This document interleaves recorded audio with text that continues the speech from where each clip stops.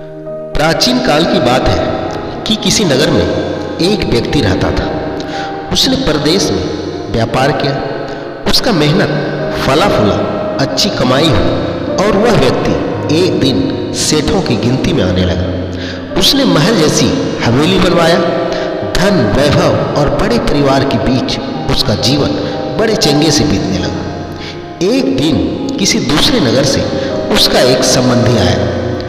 बातचीत के बीच उसने बताया कि उसके यहाँ का सबसे बड़ा सेठ गुजर गया और बेचारे की धन संपत्ति पड़ी की पड़ी रह गई। बात तो उसने बड़े ही सहज भाव से बोला, पर उस व्यक्ति के मन में यह बात घर कर गई और यह बात उसके मन को डगमगाने लगी। उसे लगने लगा कि उस सेठ की तरह ही वह भी एक दिन मर जाएगा। उसी पल से उसे बार बार मौत की याद सताने लगी। हाय, मौत आ जाएगी, उसे ले जाएगी और सब कुछ यहीं छूट जाएगा। मारे चिंता के उसकी देह सूखने लगी। देखने वाले देखते कि उसे किसी चीज की कोई कमी नहीं है, पर उसके भीतर का दुख ऐसा था कि किसी से कहा भी न जा सकता था।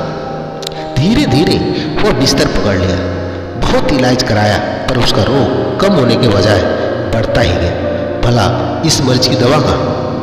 एक दिन एक साधु उसके घर पर आया। उस आदमी ने बेबसी से उसके पैर पकड़ लिया और रो रो कर अपनी पूरी व्यथा उसे बताई। सुनकर साधु हंस पड़ा और बोला, तुम्हारे रोग का इलाज तो बहुत ही सरल है।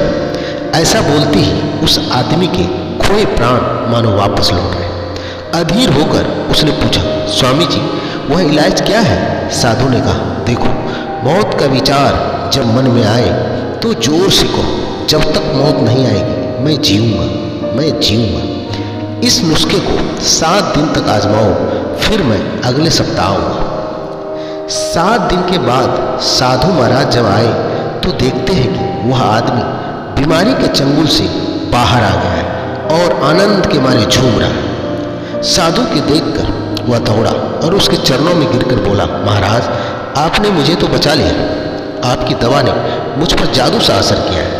मैंने समझ लिया कि जिस दिन मौत आएगी उसी दिन मरूंगा, उससे पहले नहीं। साधु ने कहा, वत्स, मौत का डर सबसे बड़ा डर। वह जितनों को मारता है, मौत उतनों को नहीं मारती।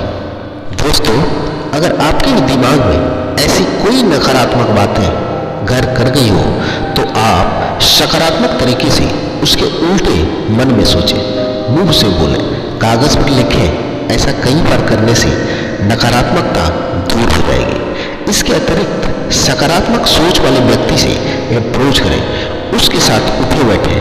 नकारात्मक सोच वाले व्यक्ति से नाता तोड़ें। दोस्तों, आपने देखा होगा कि जो गाड़ी स्पीड में चलाते हैं उनका एक्सीडेंट उतना नहीं होता जितना कि मन में नकारात्मकता के साथ गाड़ी चलाने वालों का होता है।